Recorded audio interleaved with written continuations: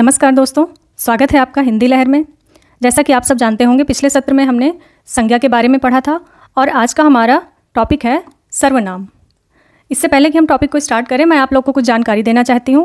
बच्चों, ये हिंदी व्याकरण से जुड़े हुए जितने भी टॉपिक हम कर रहे हैं, ये सब बहुत ही इंपॉर्टेंट है। क्लासेस में तो हमें पढ़ाया ही जाता है, बट इसके अलावा आपकी जितनी भी प्रतियोगी परीक्षाएँ होती हैं, उन सब में ये सारे टॉपिक्स बहुत इंपॉर्टेंट है। इसलिए आप ध्यान से देखिएगा और ध्यान से समझिएगा। तो आइए बच्चों, आगे बढ़ते हैं। सबसे पहले सर्वनाम की परिभाषा। संज्ञा के स्थान पर प्रयोग किए जाने वाले शब्दों को सर्वनाम कहते हैं। ये बहुत ही सिंपल सी डेफिनेशन है। यहाँ पर मैंने 2 तरह से डेफिनेशन लिखी हुई हैं, आपको जो सही लगे आप अपने हिसाब से देख सकते हैं। दूसरी है, वाक्यों को सरल बनाने के लिए संज्ञा के स्थान पर जिस शब्द का प्रयोग किया जाता है उसे सर्वनाम कहते हैं। ठीक है, आगे देखिए। सर्वनाम के कितने भेद होते हैं? तो सर्वनाम के 6 भेद होते हैं। कौन कौन से? पहला है पुरुषवाचक सर्वनाम, दूसरा है निजवाचक सर्वनाम, तीसरा है निश्चयवाचक सर्वनाम, चौथा अनिश्चयवाचक सर्वनाम, पांचवा है प्रश्नवाचक सर्वनाम और अंतिम और छठा है संबंधवाचक सर्वनाम। अब हम बच्चों बड़े कक्षाओं के लिए BA MA के लेवल में सर्वनाम को दूसरी तरह से स्टार्ट करते हैं, तो आप लोग बने रहिए। तो बच्चों देखिए, ये सर्वनाम की डेफिनेशन यहाँ पर कुछ इस तरह से है। ये बड़ी कक्षा के विद्यार्थियों के लिए है। देखिए, परिभाषा है पंडित कामता प्रसाद गुरु के अनुसार, सर्वनाम उस विकारी शब्द को कहते हैं जो पूर्वापर संबंध से किसी भी संज्ञा के बदले आता है।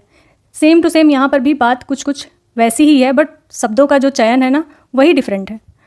जैसे मैं, तुम, वह, यह इत्यादि। सर्व का अर्थ है सब, नामों का अर्थ है संज्ञाओं, क्योंकि हमने संज्ञा की डेफिनेशन पढ़ी थी। तो नामों का अर्थ है संज्ञाओं के बदले जो शब्द आते हैं वे सर्वनाम कहलाते हैं। जैसे लड़का कहने पर सिर्फ लड़के का बोध होता है, परंतु यदि हम कहें तो वह कुछ भी हो सकता है। लड़का, घर, सड़क। सर्वनाम के भेद। हिंदी में कुल 11 सर्वनाम हैं। मैं, तू, आप, यह, वह, जो, सो, कोई, कुछ, कौन और क्या। प्रयोग के अनुसार सर्वनाम के 6 भेद हैं, जो इस प्रकार हैं। तो सर्वनाम के भेद वही जो हमने बेसिक बताए थे, पुरुषवाचक, निजवाचक, निश्चयवाचक, अनिश्चयवाचक, प्रश्नवाचक और संबंधवाचक।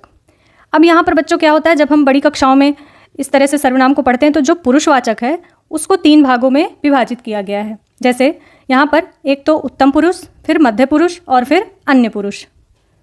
अब हम देखते हैं इन सभी को विस्तृत रूप में। पहला है हमारा पुरुषवाचक सर्वनाम। पुरुषवाचक सर्वनाम पुरुषों, जिसमें कि स्त्री या पुरुष के नाम के बदले आते हैं। उत्तम पुरुष में लेखक या वक्ता शामिल है, जैसा कि पुरुषवाचक के 3 हमने ये बताए थे। इसी तरह से इनको यहाँ पर बताया गया है। उत्तम पुरुष में लेखक या वक्ता और मध्यम पुरुष में पाठक या श्रोता शामिल है। अन्य पुरुष में लेखक या श्रोता को छोड़कर अन्य लोग आते हैं। जैसे उत्तम पुरुष में मैं हो गया और हम, मध्यम पुरुष में तू, तुम, आप, अन्य पुरुष में वह, ये, वे, यह, ये। ठीक है, अब नेक्स्ट देखते हैं। दूसरा है हमारा निजवाचक सर्वनाम। निजवाचक सर्वनाम का रूप आप है। यह कर्ता का बोधक है, परंतु स्वयं कर्ता का काम नहीं करता। जैसे निजवाचक संज्ञा या सर्वनाम के लिए मैं, आप वहीं से आया हूँ, मैं, आप वही कार्य कर रहा हूँ, वो मतलब इसका मतलब है वो स्वयं के लिए है। जैसे कई लोग मैं, आप अपने लिए आप ही बोल देते हैं, तो सेम वही उदाहरण यहाँ पर दिया गया है। निजवाचक में देखिए, दूसरा उदाहरण है इसका, दूसरे व्यक्ति के लिए है, जो निराकरण के लिए। उन्होंने मुझे रहने को कहा और आप चलते बने। वह औरों को नहीं, अपने को सुधार रहा है। तो ये निजवाचक में जब दूसरे व्यक्ति के लिए निराकरण के रूप में आता है, तो इस तरीके के एग्जाम्पल हमको देखने को मिलते हैं। अब देखिए यहाँ पर निजवाचक सर्वनाम का तीसरा पार्ट। पहला तो था संज्ञा या सर्वनाम के लिए, दूसरा था दूसरे के लिए और तीसरा है सर्वसाधारण के अर्थ में। इसका उदाहरण क्या हो सकता है? आप भला तो जग भला, अपने से बड़ों का आदर करना उचित है। ये सर्वसाधारण के उदाहरण है। ठीक है, चौथा है इसी का पार्ट अवधारणा के रूप में। मैं आप ही चला आता था, यह काम आप ही हो गया। तो ये चारों जो पार्ट हैं वो निजवाचक सर्वनाम के हैं। अब तीसरा है हमारा निश्चयवाचक सर्वनाम। जिस सर्वनाम से वक्ता के पास या दूर की किसी वस्तु के निश्चय का बोध होता है उसे निश्चयवाचक सर्वनाम कहते हैं। जैसे यह, वह, यह कोई नया काम नहीं है, यह यहाँ पर पास के लिए प्रयोग किया गया है। रोटी मत खाओ, वह जली है, दूर के लिए। ठीक है, चौथा है अनिश्चयवाचक सर्वनाम। जिस सर्वनाम में किसी जिस सर्वनाम में किसी निश्चित समय का बोध ना हो उसे अनिश्चयवाचक सर्वनाम कहते हैं। जैसा कि इसके नाम में ही अनिश्चय, मतलब इसका कुछ निश्चित अर्थ या समय कुछ भी फिक्स नहीं है, इसलिए यहाँ पर साफ शब्दों में दिया गया है कि निश्चित समय का बोध ना हो उसे अनिश्चयवाचक सर्वनाम कहते हैं। जैसे कोई, कुछ। उदाहरण के तौर पर देखिए, ऐसा ना हो कि कोई आ जाए, उसने कुछ नहीं खाया। ठीक है। 5वां है संबंधवाचक सर्वनाम।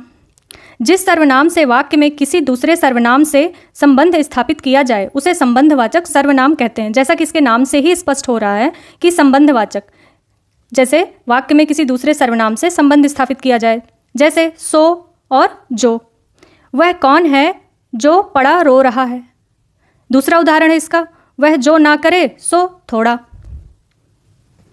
अब देखिए यहाँ पर छठा है और अंतिम है हमारा प्रश्नवाचक सर्वनाम। प्रश्न करने के लिए जिन सर्वनामों का प्रयोग किया जाता है उन्हें प्रश्नवाचक सर्वनाम कहते हैं। यहाँ पर मैंने इसका उदाहरण नहीं लिखा हुआ है क्योंकि प्रश्नवाचक सर्वनाम, इसके नाम से ही हमें पता चल रहा है कि ये कितना इजी है। जहाँ पर हम कोई क्वेश्चन रेज करते हैं, जैसे कि आपका नाम क्या है, आप कहाँ जा रहे हो, आप कहाँ से आ रहे हो, तो ये बहुत ईजी है, इसलिए मैंने इसका उदाहरण यहाँ पर नहीं लिखा हुआ है। आप चाहें तो अपने हिसाब से लिख सकते हैं। तो इस तरह से बच्चों आज हमारा सर्वनाम का टॉपिक पूरी तरह से कंप्लीट हो गया है, इसमें कुछ भी नहीं रह जाता है।